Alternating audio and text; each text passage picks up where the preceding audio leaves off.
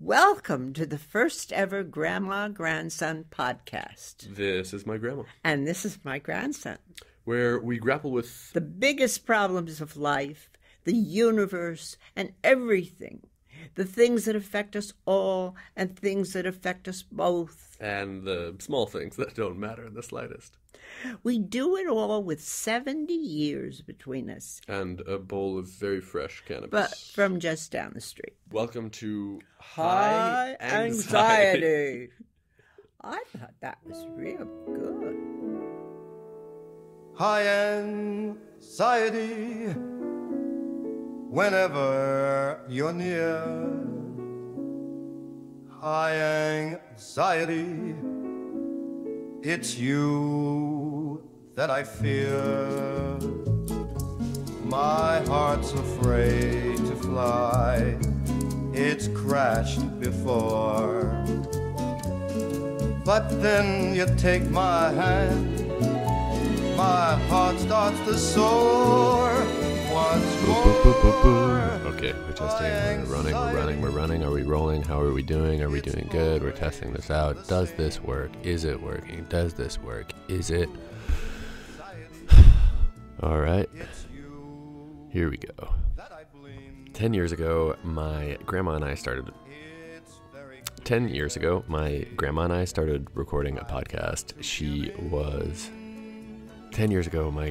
started recording a podcast. She was an author of children's and young adult books and poetry, absolutely natural storyteller, and all-around queen from Queens, New York. And the thought was, shouldn't the world hear more from its 100-year-olds?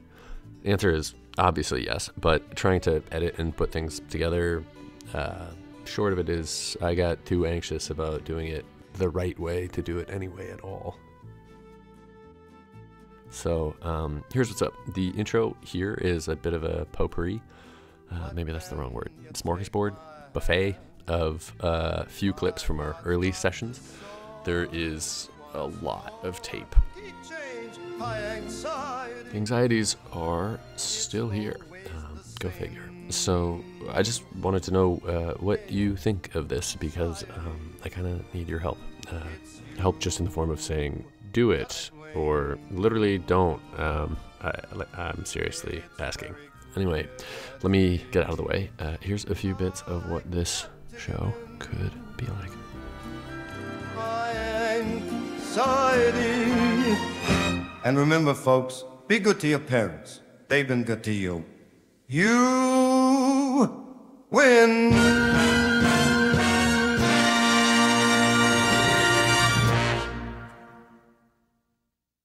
I wanted to believe, I still do, I guess, that you could depend on someone that much. That, you know, we have all these love songs about, you know, being my everything and dying I'll die without you, you know, yeah. And then, you know, if you were hearing this in some sexy voice, you know, like, I can't imagine my life without you, you know, like I'd never live another day, and we go, oh, that's so romantic. But if it's something that isn't working out and you hear the same thing, like, I can't imagine my life without you. You're like, that's ridiculous. That's stupid. You should never put yourself in that position. That's right. But you see, our hormones speak regardless of the situation. It's terrible language that they speak in. Yeah, right. That's it. They make that the only thing, and they have it set on high, you know. It's that we want to believe that one thing is possible at the same time we know it is so dangerous. It's maybe not possible. I don't believe it's not possible. I just believe that it takes both sides being committed to that as an idea. It's like Tinkerbell, man. If you believe in it, it'll work. If you don't, it won't. So you go. So it's made possible by if you believe that this other person is the perfect thing for you and can be that, then he can be. If she also believes the same thing, and you know that you've chosen to believe that, You don't believe it because you have to. You make the choice to believe it. But if you stand behind it, then it comes true. And if you don't, then it doesn't. It's crazy. But I would rather live with that. Maybe it's my, thrill-seeking, sort of risk-addicted personality. And I just wanted to gamble. I figured, I'd put... See how much she could take. No, it wasn't that. It was you to see how much love could be. Should see if it could be that thing where you say, I'll die without this. To see if you could put yourself in that place where you go, I'll die if I don't have this, but luckily I have it, thank God. Yeah. And you can't ever feel what that feels like unless you let yourself get in that deep. But that's the place where everybody says, don't get into that place. Don't put yourself in this place where you actually depend on another person.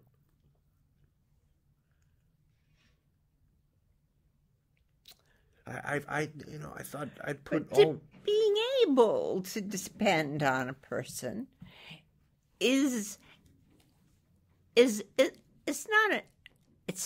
I think it's a necessary part, a part that you can depend on a person, but on the other hand, it can't be all. It can't be all. I mean, I can depend on the lady that was here today, and just for clarification, she had a helper and then a few that would come to her apartment where she lived otherwise by herself if I wasn't there bothering her. But there has to be more to our relationship than that, so it's only a part of it. Yeah, but that's what's so unique about this as one kind of relationship. And when the dependency becomes so necessary to your life, then you perhaps, and even if you know it when you're doing it, while you're doing it, you figure, well, at least most of my life I'll be happy and have this necessary part of me taken care of, that I do depend on this. How would I feel if I didn't depend on it? You would feel less volatile, and I'd also feel less alive. So you get less of something and more of something else. Yeah, but I think that part that matters most to me is that thing that gets to connect to that huge energy that comes out of this, Out of the dependency, knowing that you can depend. I don't know. It's not the dependency that's great. It's the depth that's great. It's not the dependency comes as a necessary part of putting yourself in, a byproduct of walking in so deep that you're in it. You're just in it. I'm how can I say something sort of on the side? I think we should make our statements very understandable and not in such rich Sure. analogies that nobody will get it. And I know I will do my best, but speak however. So there's the first little snippet. It's funny, she's calling me on something I do way too much, speaking in total abstraction, just turning sense into nonsense. Maybe part of why it's hard to put this stuff out there, not having this person here to call me on my bullshit. Actually, it's funny, because we get off track all the time. We even try to record some kinds of interludes to stitch things together. The Queen is about to change the subject now. Change of subject. It was a good voice for it, wasn't it? That's how I always imagine a Queen sounding. To be honest. Right. Change the subject. Change of subject. change the subject, and then we had this old Casio keyboard sitting in the room with us, maybe a bit silly because of the substances on the table also, but I miss that thing. We must be a couple of kooks. What? I say we have to be a couple of kooks. Sure. Why not? Two highly talented human beings. You don't mind if I include myself? No. Not making a cent out of this, but it's all right. Did you guys hear that? That's the sound of this giant Bic lighter we had, like one of those foot-long fire starter ones, and we'd use it for this 18-inch long Gandalf pipe she had. But it's all right, because you know what? We are regenerated. Anyway, this next one is about how she met my grandfather. It's like that TV show, except instead you'll get an answer in 6 minutes, and there's no Neil Patrick Harris.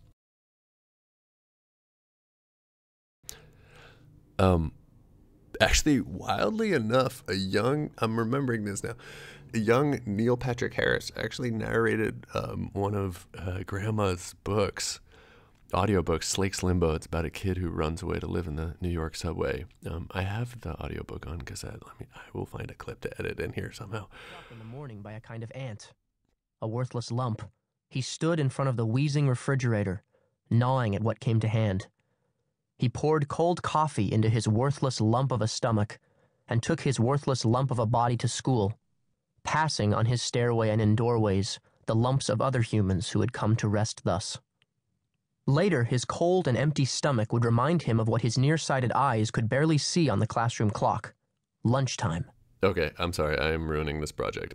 Here's the next bit. She talks she starts by talking about a poem she wrote in 1935. If you'd like more high anxiety, I promise I will do everything I can to find this poem.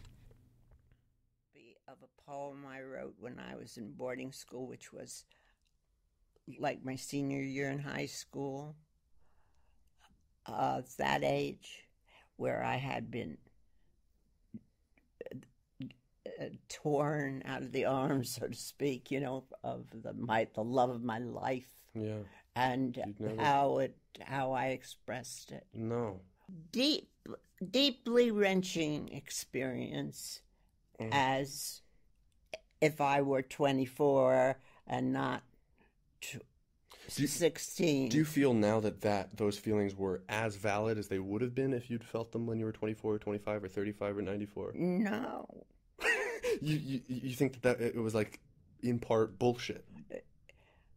It was inexperience that, this was my first love, deep love, didn't involve sex, of course, in those days.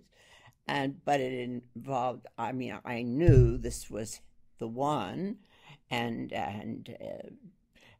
to be shipped off, that wasn't because of that I was shipped off, but it was that here I was without being in touch with this person who was so important to me, and that it just wrenched me, and I expressed it in only terms that I knew.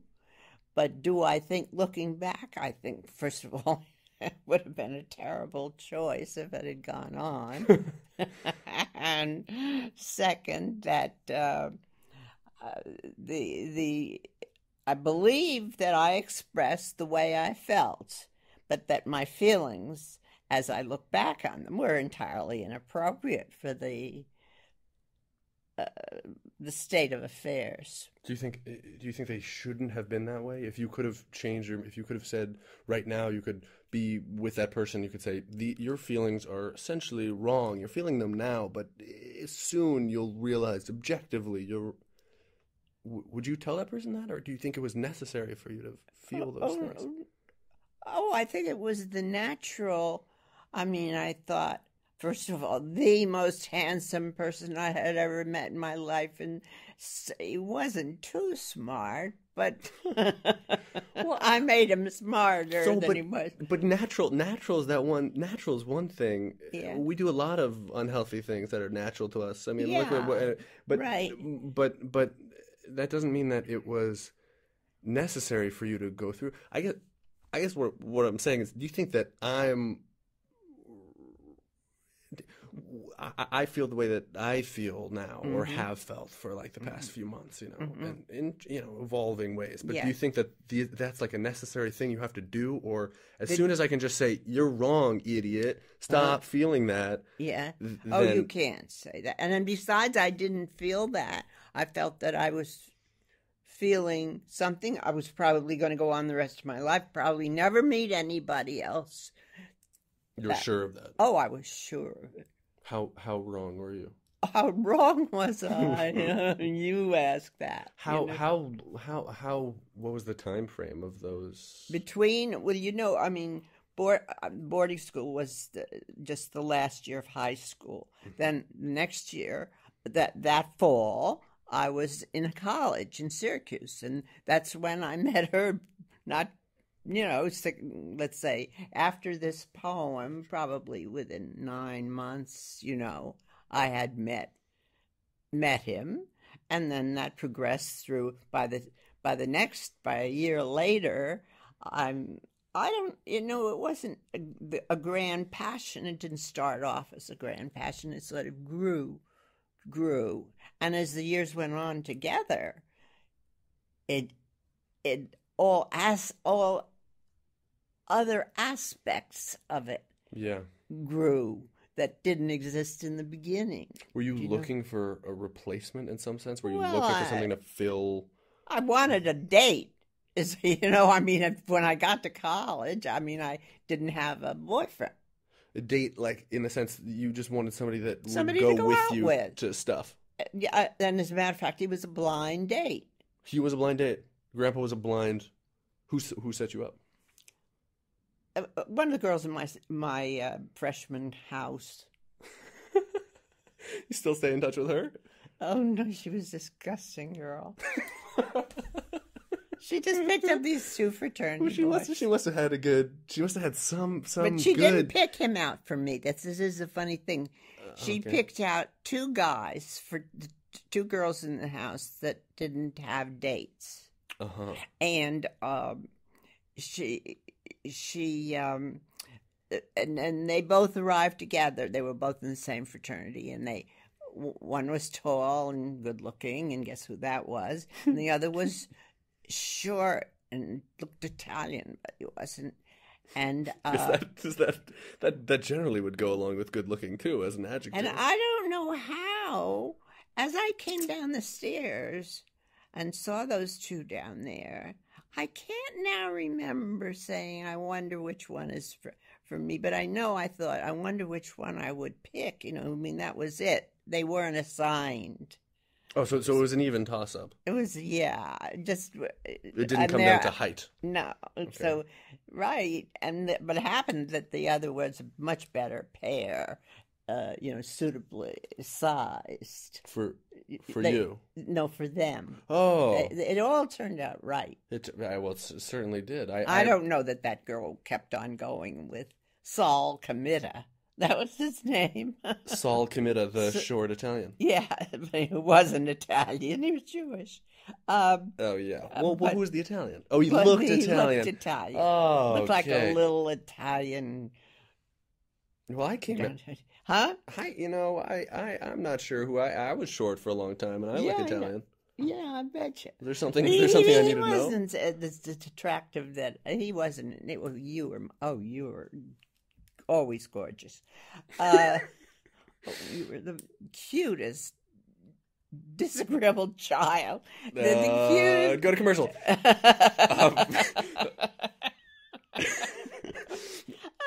want it. Want what? I want whatever it is you want it. All right. Well, so this is. I realize the selections I've made right off the bat, kind of randomly, are all really about love. Well, tough titties. What's more important than that? These recordings are from a time after what was, at least for me, a crushing breakup from my then future ex-fiance. And at this time, my grandpa, the love of my grandma's life, had been gone for 13 years. Anyway, this next clip is about death. Honestly, it's about the people we love, too. So, here it is. There were times in the last year that I was the beauty of the surroundings and the weather weren't all that appealing to me. I would have been willing to turn my back on them, but suddenly everything looks very, very nice and very worth keeping around, staying around. Do you like that it all looks better, or is that bittersweet? Yeah, it's bittersweet. It has a good side. The time I'm here, it's going to be nice, but I don't. Does that make you? Would that make you offer any particular counsel to people that? Well, maybe it would be very, very hackneyed counsel. I would say better keep your eyes open while you can open them, and enjoy what there is when it's there, instead of muddying the waters. Muddy waters is great. Actually. Muddy waters. Muddy waters. Muddy waters. Not really one thing or another. Because of my family background, which includes people whose religions are based on metaphysics more than faith, it's what do you mean? A family that was our family, part of whom were theosophists. And without going into what theosophy is, I have no idea what that is. Oh, well, I'll take it's based on the Hindu or Buddhist, Hindu really, theories, including reincarnation. I don't know that I could believe entirely in reincarnation. On the other hand, I almost believe in many spiritual, metaphysical kinds of things in which the soul survives on another plane. Somebody says different planets, but I don't see it as another us the same as we are in another planet. I see the spirit as a sort of something without proportions or shapes, or maybe it has many shapes, and exists on various layers of reality that change as their capabilities and knowledge of the things that we don't know on this plane. You've got your eyes closed and you're painting. What do you actually see? What are you seeing right now? Well, I'm protecting my eyes. My eyes. Oh, you're not imagining that's just because it's bright out. No.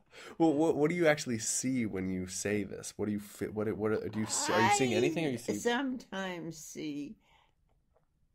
No, I feel there's not a lot of. I think that we create our reality there. Of course, one hopes, as I do passionately now, hope that one recognizes the soul of a loved person, and that person hasn't already left that plane and gone to another. That's the nearest thing to a religious belief that I have. But that has to do with after death. That's right. But what about now? What about right now? What are how do you? That's what That's my religion, so to speak. I think of it. But religion, but often. so much of religion is about how you address now, not just after now. I mean, what do you? How do you? I'm living on this plane. There may have been a plane before this. I don't know.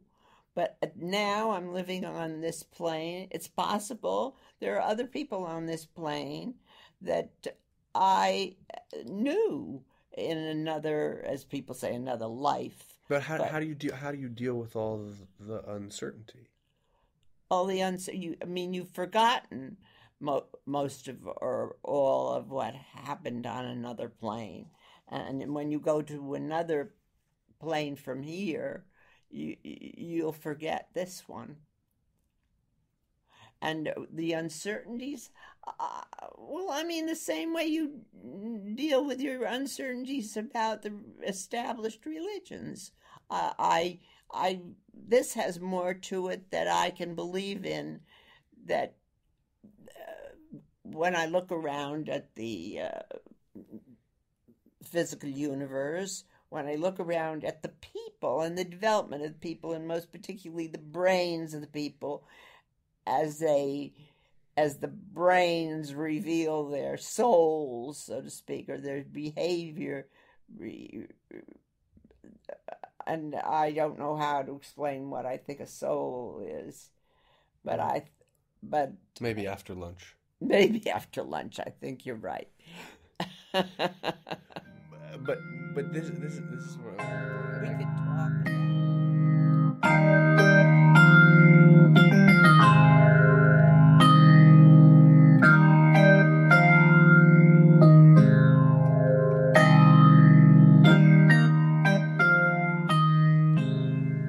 Okay, that is it from the buffet.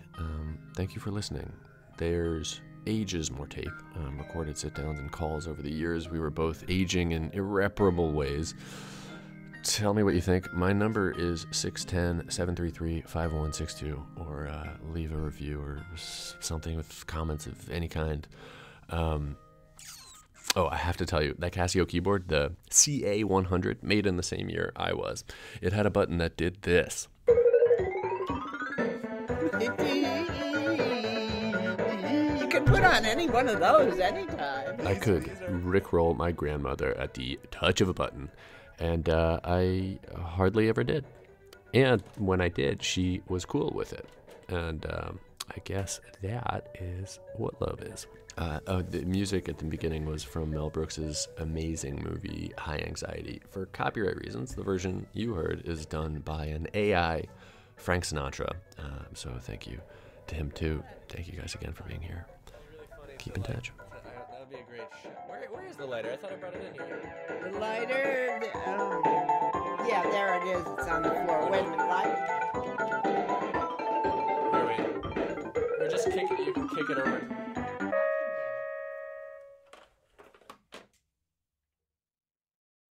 It ain't necessarily so. It ain't necessarily so. So have you had it?